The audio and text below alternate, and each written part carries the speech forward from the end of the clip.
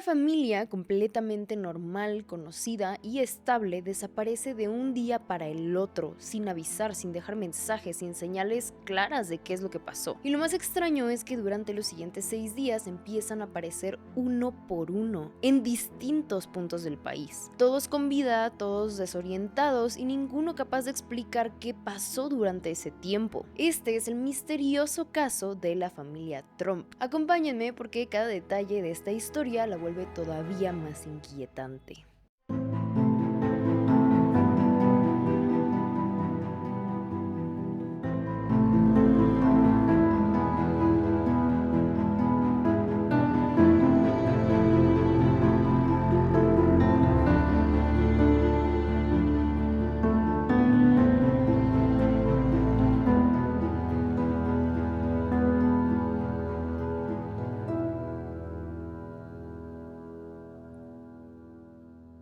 Hola amigos, ¿cómo están? Bienvenidos a un nuevo caso. La historia que les quiero contar hoy es rarísima y súper confusa. En este caso, la verdad, estuve viendo varios videos de creadores de YouTube, porque sí es un caso que me dejó así como de what the fuck, no sé, me costó bastante entender, así que voy a hacer mi mayor esfuerzo para que ustedes puedan comprenderlo súper bien y rápido. Sí es un caso bastante curioso, diría que un poco diferente a lo que normalmente vemos por aquí, pero igual está súper interesante. Y pues nada, la verdad estoy muy emocionada por contárselos porque sí me gustó muchísimo y no puedo esperar a escuchar qué es lo que ustedes piensan, así que déjenme sus comentarios aquí abajo. Pero antes de que empecemos, quiero recordarles rápidamente darle like al video, se suscriban y nos sigan en todas nuestras redes que van a estar aquí abajo en la descripción. No se olviden también de activar la campanita de notificaciones para que no se vayan a perder ni un solo video. Ahora sí, empecemos con el caso de la familia Trump.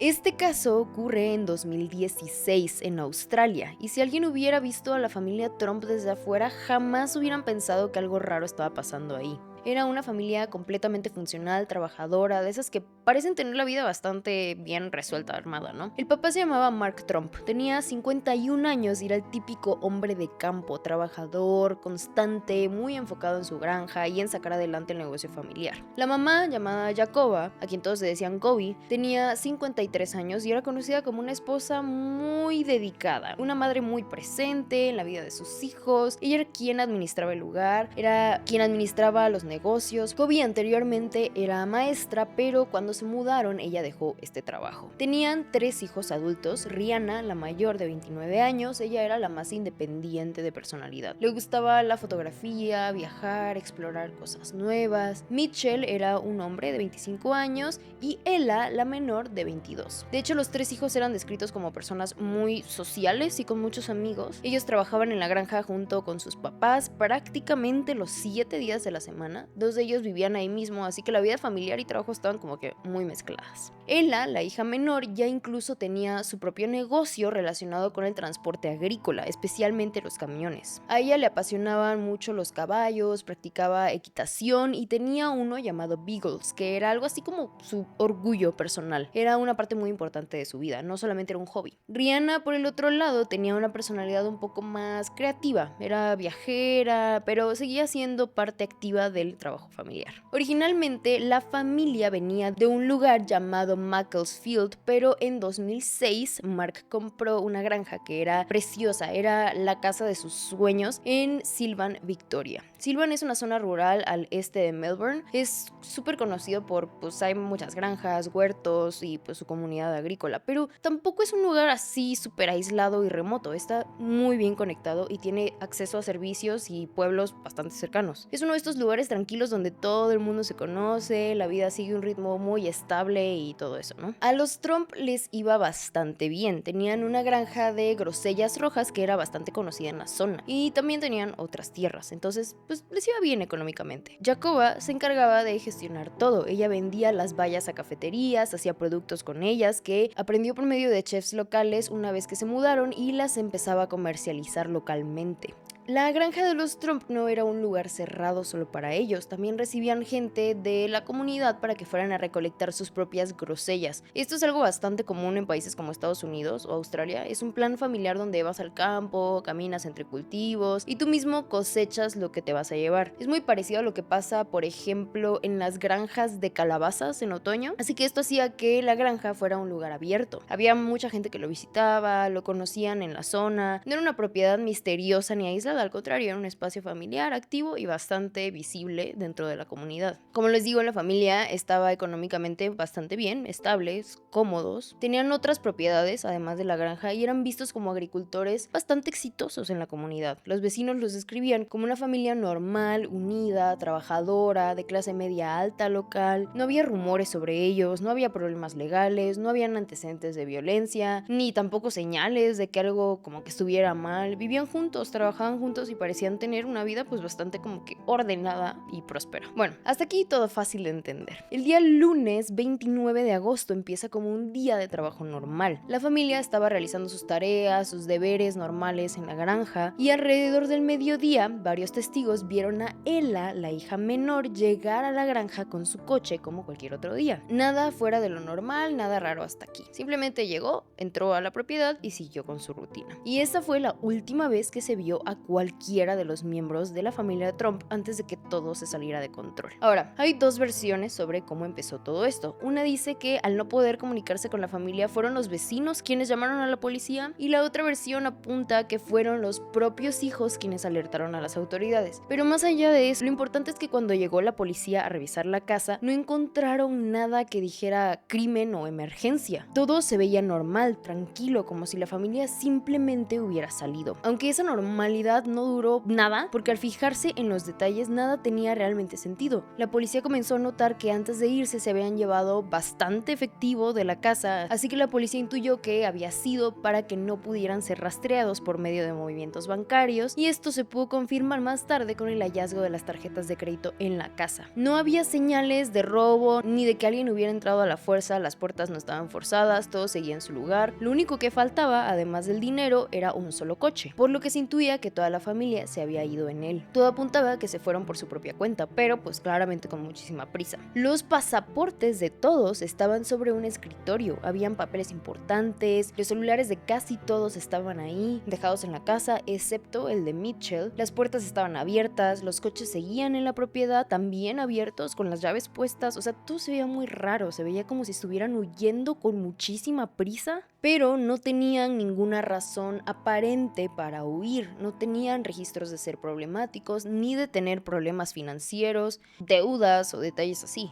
Después de eso no se supo absolutamente nada más, no había pistas claras de a dónde podían haber ido ni qué les había pasado. No hubo llamadas, mensajes, nada. Para la policía y para los vecinos todo estaba demasiado raro como para ser una simple ausencia, pero tampoco había una explicación evidente. Para el día siguiente, el martes 30 de agosto, el caso ya se había hecho público y empezaba a salir en las noticias. La desaparición de la familia ya estaba circulando por todos lados, cuando de pronto pasó algo rarísimo. Un hombre llamó a la policía diciendo que había encontrado a una mujer escondida en la parte trasera de su camioneta. Estaba en shock total, no hablaba, no sabía quién era, estaba completamente confundida y desorientada. Cuando la policía llegó, el hombre explicó lo que había pasado. Era alguien de la zona que iba manejando por una carretera rumbo a una cita médica, se detuvo a cargar gasolina y siguió su camino con normalidad. Aproximadamente una hora después, sintió un golpe en el asiento del vehículo y al voltear hacia la parte trasera de su camioneta, vio algo que lo dejó helado: las piernas de una mujer. Se asustó muchísimo y se detuvo de inmediato para ayudarla o al menos preguntarle qué es lo que estaba pasando, pero en cuanto intentó hablar con ella se dio cuenta de que algo estaba muy mal. Ella no respondía con coherencia, estaba totalmente ida, como si no entendiera dónde estaba ni quién era. Cuando analizaron la situación se dieron cuenta de algo todavía más extraño: era Rihanna, una de las hijas de la familia familia Trump. Se había subido a la camioneta mientras el conductor cargaba gasolina. Ella hizo algo que llamó mucho la atención. Intentó compensar al conductor por haberle ayudado y trató de darle dinero como si quisiera pagarle por lo que había hecho, pero pues él no aceptó. A estas alturas era evidente que ella no estaba bien, así que la policía decidió llevarla directamente a un hospital para que la evaluaran y pues le dieran atención médica, porque de verdad su estado mental estaba súper mal,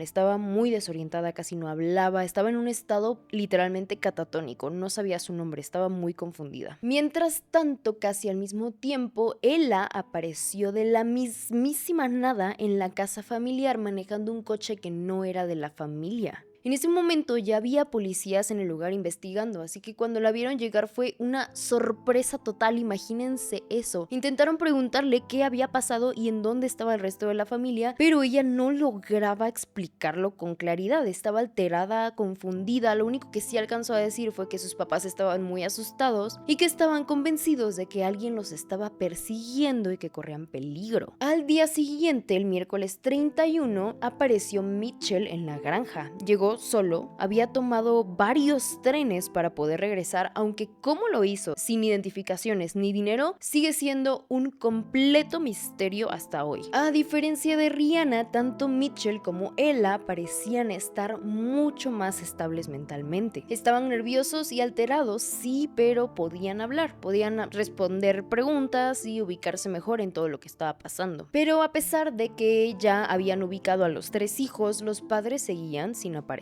No había rastro de ellos, ni llamadas, ni mensajes, ninguna pista clara que pudiera decir dónde estaban o qué les había pasado. Y eso hizo que la preocupación creciera todavía más, hasta el jueves 1 de septiembre, cuando finalmente apareció Jacoba. Una persona la encontró corriendo por la calle en una ciudad rural llamada Jazz, a 7 horas en coche de su casa, completamente desorientada, como sin rumbo, visiblemente alterada, y pues la auxiliaron de inmediato y la reconocieron casi al instante porque, pues como les digo, para este punto la historia de la familia Trump ya estaba en todos los noticieros. Llamaron a la policía y al ver el estado mental en el que se encontraba, los oficiales decidieron llevarla al mismo hospital donde ya estaba su hija Rihanna. Y en ese mismo día pasó algo todavía más inquietante. Hubo un avistamiento de Mark, el papá. Varias personas reportaron haber visto a un hombre manejando de una forma muy peligrosa en un pueblo, como si no le importara nada, ni su vida ni la de los demás. Uno de los testimonios más fuertes es el de una pareja que estaba jugando Pokémon Go. Para un contexto rápido, Pokémon Go es un juego de celular donde tienes que ir caminando o manejando muy lento por las calles para encontrar, pues, como Pokémones virtuales, gimnasios, cosas así. Por eso muchas veces la gente va despacio por carreteras, o sea, literalmente van explorando. Pero bueno, esta pareja iba así, despacio, tranquilos, concentrados en el juego, cuando de repente notan que un coche empieza a acercarse demasiado rápido, pegándose muy peligrosamente por detrás. Obviamente se asustaron horrible, el coche no frenaba, no se alejaba, solo se les iba encima, así que deciden orillarse y bajarse del coche, más que nada por miedo. Y aquí es donde todo se vuelve todavía más perturbador. El otro coche también se detiene, el conductor se baja y para la sorpresa de la pareja era Mark. Los ve fijamente directo a los ojos con una expresión que después describieron como algo que los aterrorizó por completo. No dijo nada,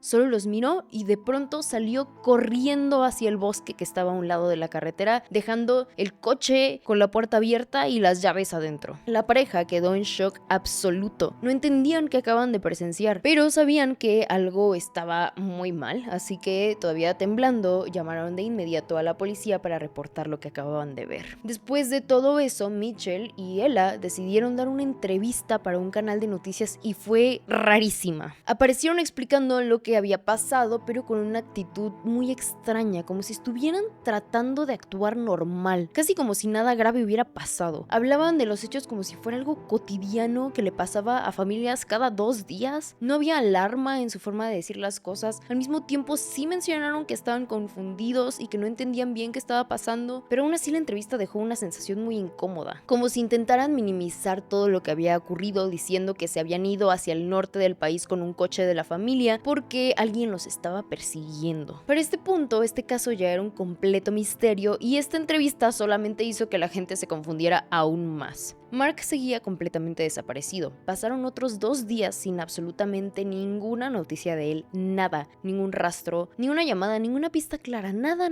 literalmente nada. Esos 2 días siguieron siendo un completo misterio súper extraño para todas las personas que seguían el caso. Para este punto, ya habían pasado 6 días desde que todo había empezado, hasta que llega el 3 de septiembre y aquí es donde el caso se vuelve a sentir surrealista una vez más. Mark fue encontrado caminando cerca del aeropuerto de una ciudad llamada Wangaratta, súper lejos, a 230 kilómetros de Sylvan, donde vivían. Pues imagínense eso un segundo, caminando tranquilamente alrededor de un aeropuerto. ¿Qué es lo que hacía ahí? ¿Por qué un aeropuerto? ¿Planeaba tomar un vuelo? ¿Estaba huyendo? ¿Estaba desorientado? ¿O simplemente caminaba porque ya no sabía dónde más ir? Estuvo súper raro. La policía lo detuvo y al igual que con el resto de su familia, notaron de inmediato que su estado mental no era normal. Estaba confundido, alterado y no podía explicar qué es lo que estaba pasando. No sabía qué había pasado durante esos días o por qué se había separado del resto de su familia. Con esto, finalmente, los 5 miembros de la familia habían sido localizados ya con vida. Pero lejos de cerrar el caso, esto lo hizo solamente más inquietante, porque ahora todos habían desaparecido, pero nadie podía explicar por qué abandonaron su casa de esa manera. Dejaron todo atrás solamente para dispersarse por el país y actuar como si algo los estuviera cazando. Cuando por fin lo interrogaron, a Mark le hicieron una evaluación del estado de salud mental completa. El resultado fue que era mentalmente competente, no representaba ningún peligro para sí mismo ni para otros, así que no había motivos legales para internarlo en un hospital. En pocas palabras, para la ley, Mark estaba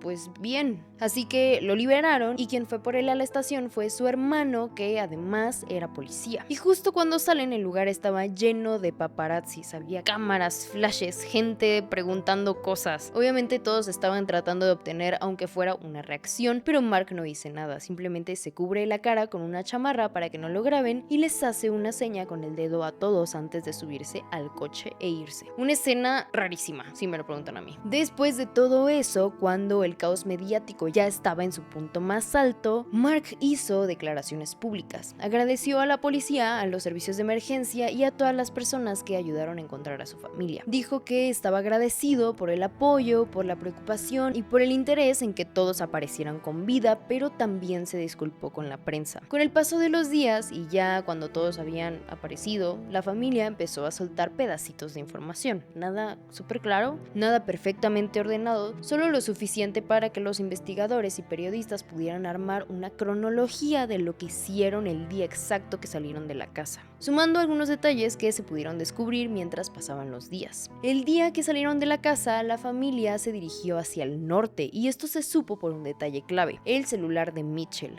Recuerden que este teléfono era el único que no estaba en la casa cuando llegó la policía. Mitchell se lo había llevado en secreto y sin saberlo terminó dejando la única pista de por dónde habían pasado. La última señal del celular se registró a unos 30 kilómetros de la granja rumbo al norte, pero hay algo más. En algún punto del trayecto los padres se dieron cuenta de que Mitchell llevaba su celular. Eso los puso en alerta inmediata, tenían miedo de que el teléfono pudiera ser rastreado, de que dejara una señal que revelara exactamente por dónde iban, así que obligaron a Mitchell a aventar el celular por la ventana, con el coche todavía en movimiento. Ahí fue cuando el rastro se perdió por completo. Continuaron manejando todo el día y toda la noche, prácticamente sin detenerse, por más de 800 kilómetros seguidos, sin saber exactamente a dónde iban, solo avanzando hasta que llegaron a un lugar llamado Bathurst. Todavía era muy temprano, apenas estaba amaneciendo y de repente Mitchell se baja del coche, así, sin más, de la nada. Decide tomar otro camino y separarse de su familia. Ahí es cuando él misteriosamente toma unos trenes y vuelve a la granja. Mientras tanto, la familia continúa su recorrido. Después de dejar atrás a Mitchell, Mark, Kobe y sus 2 hijas llegan a un lugar turístico muy conocido en Australia llamado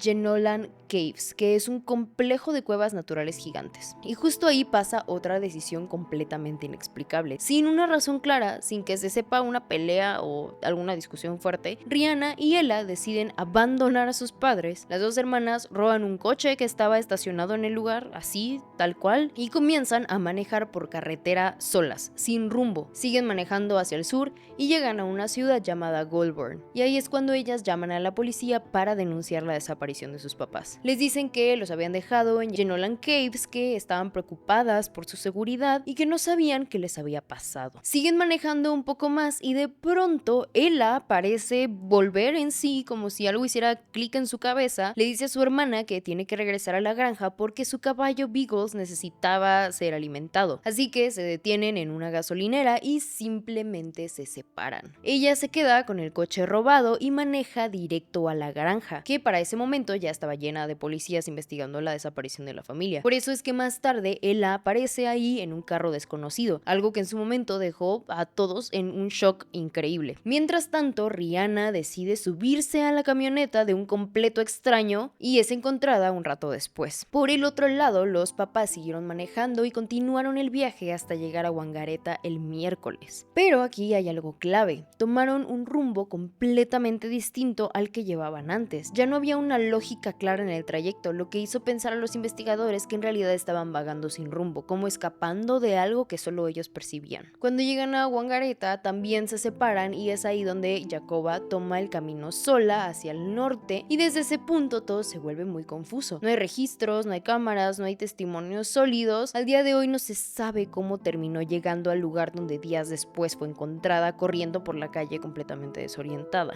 Como si hubiera estado perdida durante horas o incluso días. No se sabe por dónde caminó, si alguien la ayudó, si pidió aventón o si simplemente siguió caminando sin rumbo mientras que Mark manejaba por ahí hasta ser visto corriendo hacia un bosque y finalmente encontrado caminando alrededor de un aeropuerto. También durante la investigación salió a la luz que Mark llevaba meses lidiando con mucha ansiedad antes de la desaparición, algo que al parecer hasta ese momento casi nadie fuera de la familia sabía. Esto hace pensar que el estado mental de Mark ya venía deteriorándose desde tiempo atrás y que quizá esa sensación constante de peligro no apareció de la nada, sino que se fue construyendo poco a poco en su cabeza. Y al parecer no era solo nerviosismo general. Mark estaba convencido de que alguien los observaba y los estaba siguiendo como si algo malo fuera a pasar en cualquier momento. Muchos investigadores creen que ese pensamiento fue clave para entender por qué la familia actuó de una forma tan errática y por qué de un día para el otro tomaron decisiones que no tenían ninguna lógica. Con el tiempo, Jacoba también empezó a convencerse de lo mismo. Al principio, los hijos pensaban que todo podía explicarse al trabajo excesivo, el cansancio, el estrés acumulado de años sin descanso, como que simplemente les estaba pasando factura. Pero algo cambió. De repente, de la noche a la mañana prácticamente, todos empezaron a creer que algo estaba muy mal, que estaban en peligro real y que si no huían, iban a ser asesinados. No era miedo normal, era pavor, una sensación urgente de que tenían que escapar ya, sin pensar, sin plan. Tenían un estado psicótico tan fuerte que incluso llegaron a considerar huir del país, pero no lo hicieron porque pensaban que al usar sus pasaportes sería muy fácil rastrearlos. Y aquí viene lo más inquietante de todo. No había ningún motivo aparente, no existía una sola amenaza concreta, nadie los había intimidado, no habían mensajes, no habían llamadas, no habían señales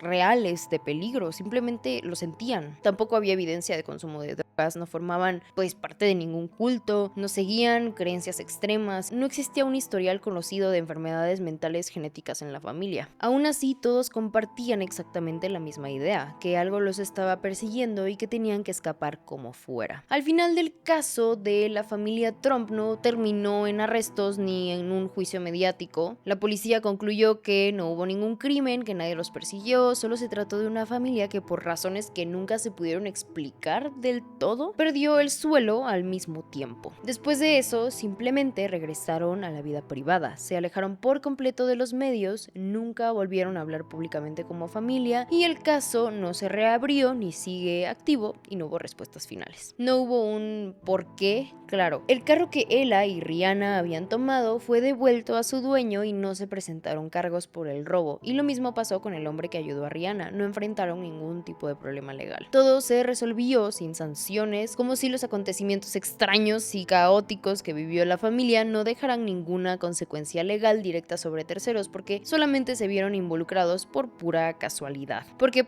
entendieron que se trataba de una situación extraordinaria, aunque lo del carro robado me parece muy loco porque sí lo pasearon bastantito por el país. Como este caso técnicamente se resolvió, pero en realidad no hay hay ninguna explicación certera a por qué pasó. Obviamente tenemos varias teorías. Una de las teorías más comentadas es la del envenenamiento por monóxido de carbono. La idea es que la familia pudo haber estado expuesta durante un tiempo a pequeñas cantidades de gas, lo suficiente para provocar una confusión, paranoia y decisiones irracionales, pero no lo bastante como para matarlos o dejarlos inconscientes. Esto explicaría por qué dejaron la casa abierta, los coches con las llaves puestas y actuaron como si huyeran de algo invisible. El problema es que nunca se encontró una fuente clara de monóxido ni evidencia médica sólida que confirmara esto, así que se quedó solo como una posibilidad. Otra teoría muy popular es la del ergotismo, que es una intoxicación causada por un hongo que puede crecer en granos, pan o productos agrícolas mal almacenados. Históricamente, este hongo ha provocado brotes de psicosis colectiva, alucinaciones y paranoia extrema. Como los Trump vivían y trabajaban en una granja, algunas personas creen que pudieron haber estado expuestos sin saberlo. Esta teoría encaja con el comportamiento errático y con la sensación de persecución constante, pero otra vez nunca se encontró evidencia concreta de alimentos contaminados ni síntomas físicos. También está la teoría de que ocultaban algo ilegal. Algunas personas piensan que sus negocios agrícolas o de movimiento de tierras podían haber estado relacionados con algo turbio, como drogas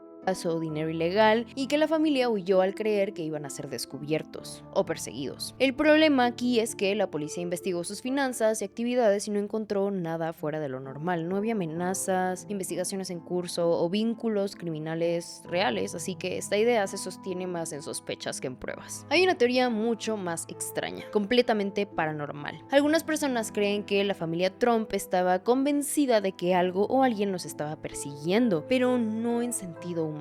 Hablan de una presencia que no veían, pero que sentían constantemente. Una sensación persistente de estar siendo observados, de que no estaban solos ni siquiera dentro de su propia casa. Según esta idea, Mark habría sido el primero en percibirlo, así como ruidos, miradas, cosas invisibles. Una presión constante que no podía explicar. Con el tiempo, esta sensación se fue contagiando al resto de la familia, como si todos empezaran a experimentar lo mismo. Una presencia paranormal fuerte. No huían de una persona, sino de algo que no podían enfrentar, algo que no podían señalar ni denunciar. Por eso no intentaron dar explicaciones a nadie. En esta teoría, esta cosa paranormal no los atacaba directamente, solo pues los empujaba a moverse, a no quedarse quietos, a separarse, y cuando cada uno se alejó del grupo, la presencia pues pareció como que disiparse. Y por último está la teoría más psicológica, la del mini culto familiar, aunque en realidad no habla de rituales ni religión rara. La idea es más simple. La familia Trump era un grupo muy cerrado, vivían y trabajaban juntos todo el tiempo en el mismo lugar, sin separación entre lo familiar y lo personal, y pues Mark pudo ser la figura central realmente y no Jacoba, el que tomaba decisiones y marcaba el rumbo, y cuando él empezó a sentir que alguien los observaba o los perseguía, esa idea no se cuestionó demasiado entre ellos. Poco a poco el miedo se volvió una creencia compartida. Nadie dudó, nadie frenó a los demás, cada reacción confirmaba la del otro, hasta que todos estaban convencidos de que algo muy malo estaba a punto de pasarles. No porque hubiera pruebas, sino porque dentro de esa burbuja familiar el miedo se empezó a retroalimentar. Por eso actuaron como un solo bloque, huyendo, dejando todo, evitando rastreos, sin pensar con claridad. No era un culto como tal, sino una dinámica cerrada donde una idea paranoica se convirtió en la realidad de todos al mismo tiempo. Para cerrar este caso, la teoría que hoy se considera más acertada es la de la psicosis colectiva. No porque explique todo al 100%, sino porque es la única que podría explicar de una manera más científica y aterrizada lo que pasó. La psicosis colectiva ocurre cuando un grupo muy unido, una familia, una comunidad, una secta, comparte una misma idea delirante, un miedo o una creencia falsa, y esa idea se va reforzando entre ellos hasta sentirse completamente real. Para ellos el peligro existe de verdad, y esto encaja casi perfecto con la familia Trump. Vivían y trabajaban juntos, aislados, confiaban profundamente unos en los otros, y según la investigación, Mark empezó a sentir que algo los observaba o los perseguía. Con el tiempo, Jacoba adoptó esa misma idea y después los hijos. El resultado fue una huida caótica, sin lógica, pero totalmente coherente dentro de su realidad mental. Algo que hemos visto en otros casos, como lo que se cree que pasó en el caso de la familia de Burari, en India, donde una familia entera compartió una creencia delirante que los llevó a actuar de una forma incomprensible desde afuera, pero completamente racional para ellos. Que por cierto, tenemos un video sobre este caso en el canal que a muchos de ustedes les gustó muchísimo, así que si no lo han visto, les dejo el link por aquí abajo para que vayan y lo vean. Hay varios casos relacionados a esto de psicosis compartida. A mí la verdad se me hace un tema muy interesante. Está el caso de las monjas de Loudun en Francia en el siglo XVII. Se trata de un grupo de monjas que empezó a asegurar que estaban poseídas por demonios. Los síntomas se propagaron una tras otra, eran gritos, convulsiones, visiones.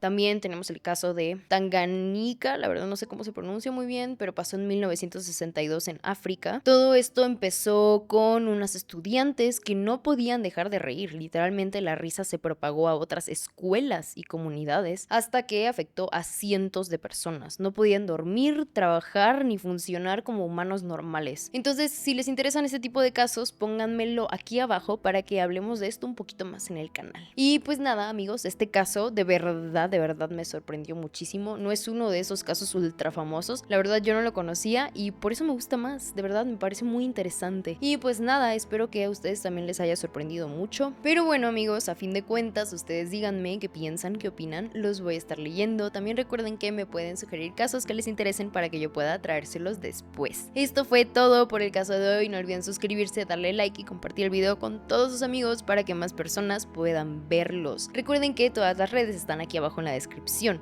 Muchísimas gracias por llegar hasta aquí. Los quiero mucho. Adiós.